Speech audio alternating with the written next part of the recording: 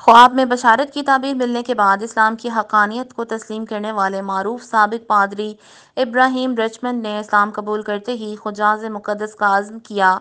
سعودی عرب کے فرمانروا شاہ سلمان بن عبدالعزیز کے ساتھ مہمان کی حیثیت سے حج کی سعادت حاصل کر لی۔ سعودی میڈیا کے مطابق ایک خواب نے جنوبی افریقہ سے تعلق رکھنے والے پادری کے سامنے حق و باطل کو واضح کر کے رکھ دیا۔ اس خواب کے بعد نہ صرف وہ خود دارہ اسلام میں داخل ہو گئے بلکہ اپنے سینکڑوں پیروکاروں کو بھی کلمہ پڑھوا دیا۔ عیسائیت چھوڑ کر اسلام قبول کرنے والے سابق پادری ابراہیم رچمنڈ نے بتایا کہ انہیں اسلام کی دعوت خواب میں دی گئی تھی اور وہ خواب میں مسجد الحرام میں ہونے والی اذانوں کو سنا کرتے تھے۔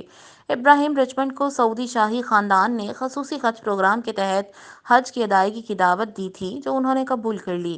حج کی سعادت حاصل کرنے کے لیے دنیا کی مقدس ترین زمین پر قدم رکھتے ہی ابراہیم رچمنڈ کی آنکھیں بھر آئیں۔ ان کا چہرہ خوشی سے شادماں تھا۔ جو خواب انہوں نے دیکھا تھا اس کی تعبیر ہونے جا رہی تھی۔ ابراہیم رچمنڈ نے تمام مناسک حج اس خشوع و خضوع کے ساتھ ادا کیے کہ گمان تک نہ ہوتا تھا کہ یہ نو مسلم ہیں اور محض 3 ماہ قبل ہی دارہ اسلام میں داخل ہوئے ہیں۔